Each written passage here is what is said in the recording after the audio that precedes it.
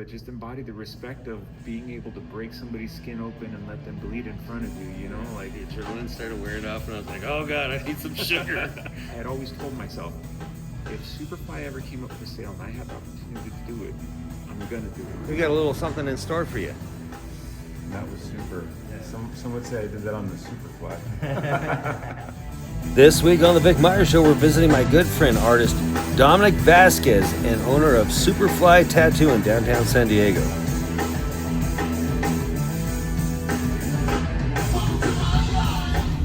You have reached your destination. It is on your left. Let's head on into Superfly Tattoo and go meet up with my good friend Dominic Vasquez, an excellent tattoo artist, the owner of Superfly Tattoo, and the only person I've allowed to draw on my skin. We've got a little something in store for you, a special project that he and I have been working on together off to the side. So let's go talk to Dominic right now. Hey Dominic, I'm rolling. I hope you don't mind. It's all good. How you doing, man? Good to see you. How you doing? Yeah. You're a tattooer. I am. I do everything. I'm not limited to that. These are merely suggestions. A lot of what I do is anything. Lettering. I do walk-ins sometimes. I'm down for it all. I'm here for all of it. I mean, that really ties into how I ended up finding you and becoming friends, because I had some tattoo ideas that were a little off the beaten path, and you did not flinch one bit. I came to you with a drawing that I came up with, and a lot of guys are like, it looks like a cartoon. You're like, I can make that a tattoo. And it's my favorite tattoo yet. I mean, other than the custom one you did on my right arm. I do like doing this kind of stuff, but I also like the challenge of little tattoos. I like introducing people to their first tattoo. Not everybody knows that this magic is here. Not everybody knows that you can come into tattooing and start with something small and develop into this. So it's always just to start them off with a suggestion. We have been working on a design for a t-shirt that's going to be available to both my audience as well as anybody you want to make it available to. But we're going to take my original tattoo drawing and use Dominic's flair to put it on a t-shirt. And if any of you want to walk around with a little piece of our joint art, Lab. Yeah, and that just shows you what a great professional Dominic is. My job is not to overtake their idea or overtake the design of the tattoo. My job is to help you realize that whatever that looks like. Yeah. And so you have to learn how to remove your ego out of that in order to say, then let's collaborate. I do this stuff not because I think that people are going to like it. This is the stuff that I like. And I always say, if it resonates with somebody, it's not supposed to resonate right now. Yeah. It's my job to put it out into the world, and then when it hits with somebody, they will come to me. And I'm not designing content for other people. I'm not designing content with the idea of it necessarily gonna make me money. Right? I'm designing content because you know what, I have to stay up on my chops. You have to stay doing what practicing your craft, and whether that's like, videoing, editing, radio, any of that. It's still within that craft. What you're trying to do is still practice that. Whether or not you make money off of it. For me, and I've given this advice to other people who have asked me since I started my channel, but authenticity is the number one thing that people resonate with. And the one thing, if I could connect with my audience over one value that I think I possess, that's just the fact that what you see is what you get. Right? You have to be who you are first and foremost. And then people will decide, and you know what, like, despite the thing with this job and like what you understood, like being a bartender, is that at a certain point it doesn't fucking matter what people's belief system is. It's about like connecting as a human. Yeah. Like the belief system doesn't leave you room to be a fucking human. Yeah. And this is about understanding that this is a human thing. This is people building relationships. This isn't me doing art for money. This is me building relationships with people and them trusting. It's 1,000% a trust game. Yeah. People who are following you, they're doing it in giving you their trust. I feel that way. I see a lot of people write in and say, you know, I'm living vicariously through you.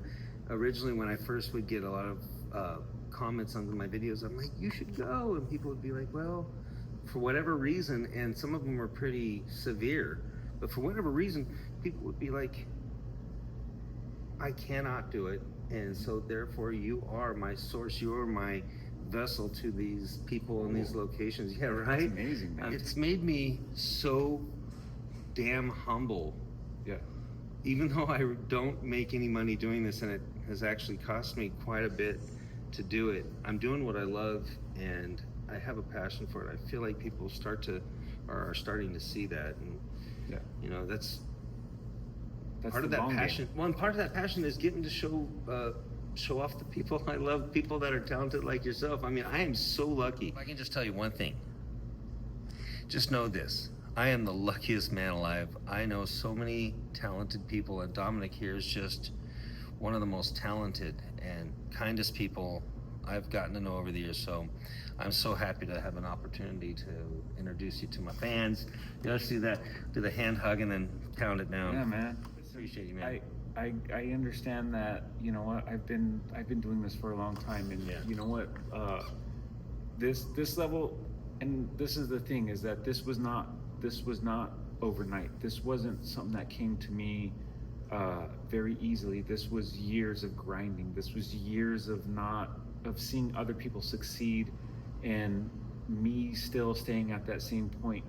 But I never changed who I was or what I was putting out to fit the masses. I always said, whatever they were interested in, I don't want to be interested in that. Yeah. I'm gonna do what I'm doing, which is over here, and I'm gonna stay doing that. And eventually, this is the thing. It's a time game, right? And at a certain point, people are gonna be tired of what is over in this area, and they'll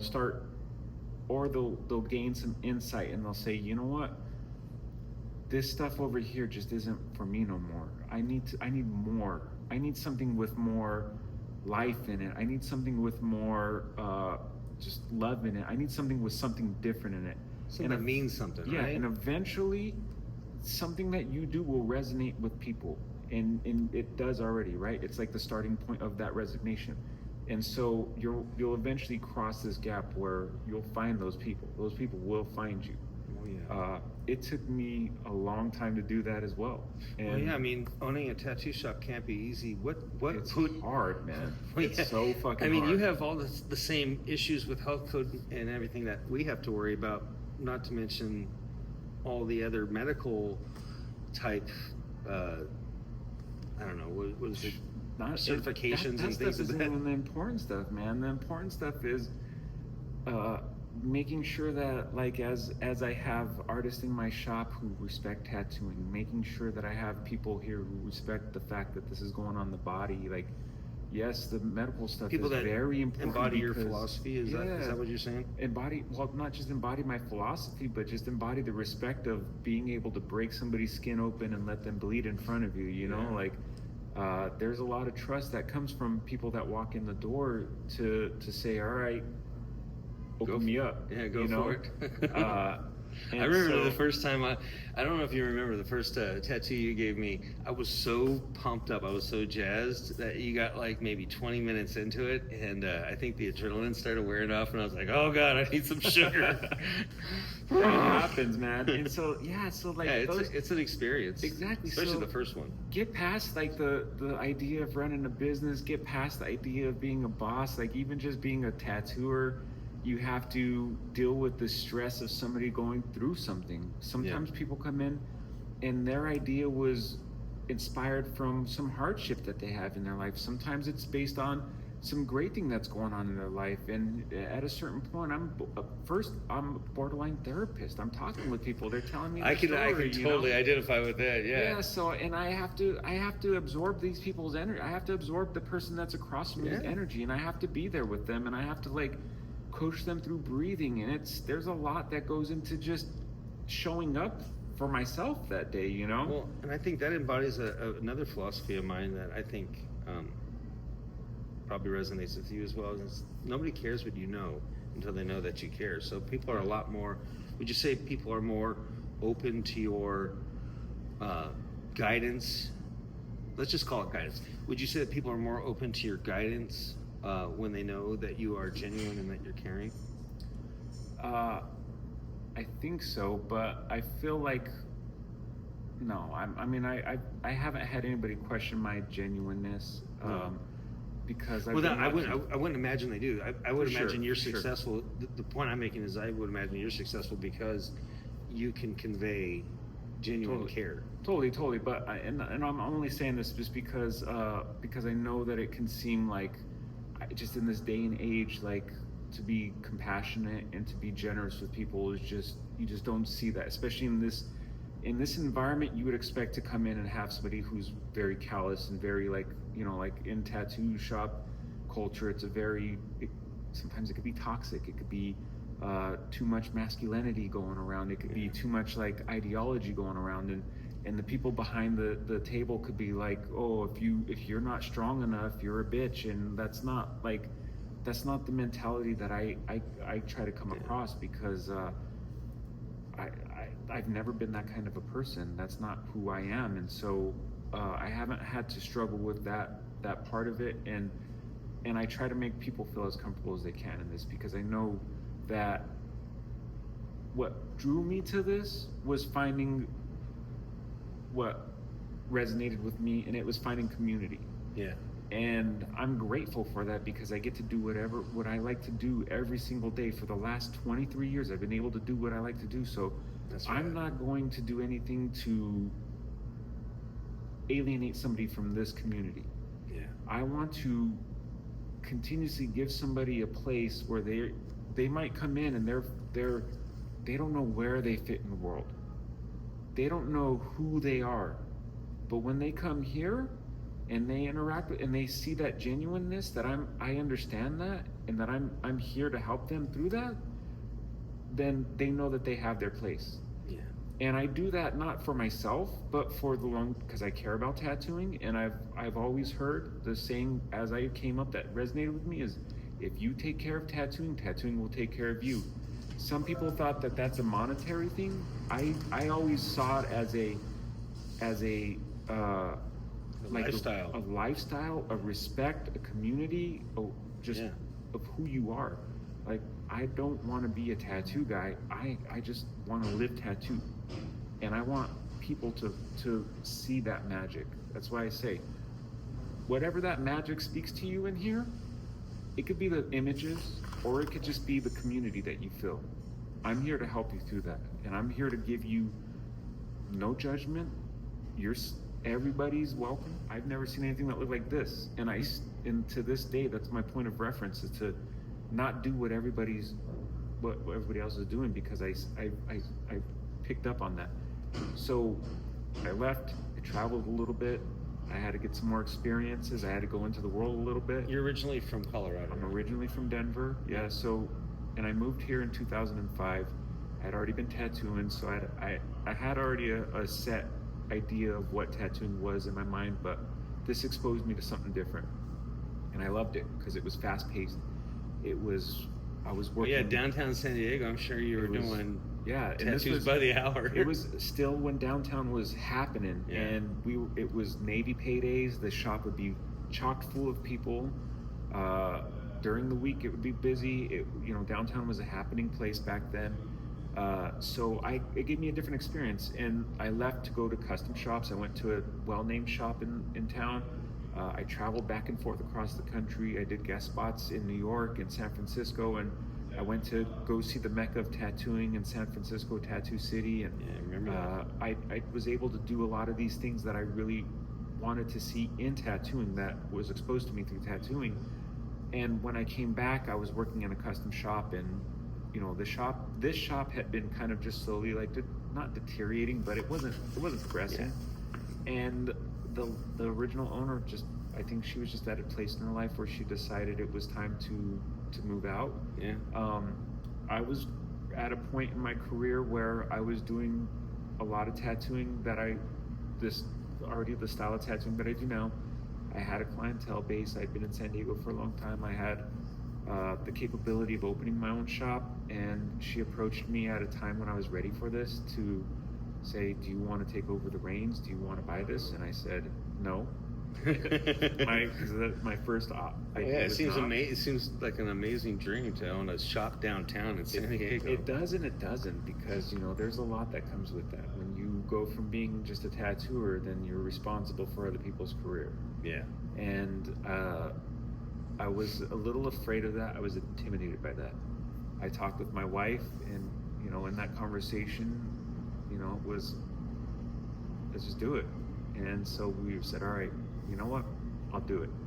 And at that time, I took on a bigger chunk than I have now. It originally was 2 shops in a different location, and the reason that we decided to do it was I had always said that if Superfly, because I had always told myself, if Superfly ever came up for sale and I had the opportunity to do it, I'm gonna do it, because Isn't it funny how the universe it challenged me. For yeah, sure. you're like, I'll do it, and then it's like, hey, yeah, there you go. it's like, and I was like, oh, I don't want to do it. What it really came down to, though, was that I really respected this place. I earned my chops in this place. I learned so much about doing quality tattoos. I learned so much about interactions with people from this place that I did not want to see it in the hands of somebody who didn't respect its potential. I love the style in here. I love how you've maintained that vibe that Thank it's you. always had. Please do me a favor, if you like what you're watching and you want to support me and the channel, go ahead and hit that subscribe button, maybe the notifications, and stay up to date on all things involving the Vic Meier Show. This is the reverse of how a tattoo usually goes. I thought you were talking about the line work on this one. I was like, oh man, I might actually have this one too, but But yeah, no, this is yeah. This you pretty much just kind of did on the fly. So And that was super. Yeah. Some would say I did that on the Superfly.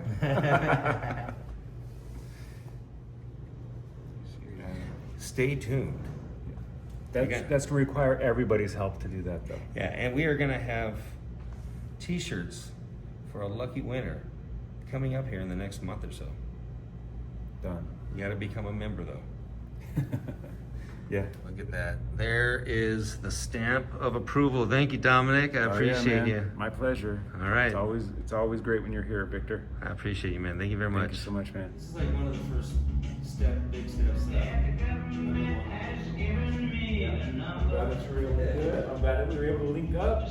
I'm glad that it worked out for tonight on a calm night. So good.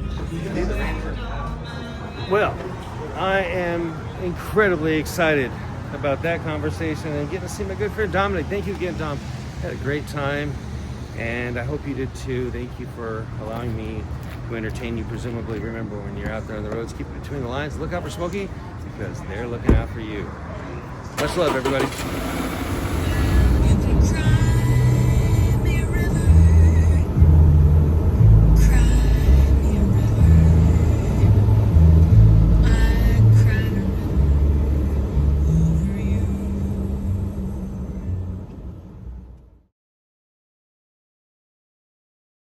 Yeah, Ed Hardy was one of my bigger influences, and he had a tattoo shop here in San Diego in the 60s, not too far from here, down on Columbia Street off of Broadway, and that has always been like one of my main influences. That's what kind of brought me out to San Diego originally, was hearing about tattooing in San Diego, seeing traditional tattoos, and so I wanted to come and check it out and see what it was about, and here I am 20 years later, still stuck here. I've left multiple times and I still end up back here, so I've kind of just resigned to this is my new home. Yeah. But And in you that, you actually get to meet and I've maybe tattooed in his shop in San Francisco. In Ed Hardy's shop. Yeah, it was one of the best experiences. I tattooed in his station. I was able to look through his original portfolios. I was able to, talk with him and let him critique some of my tattoos.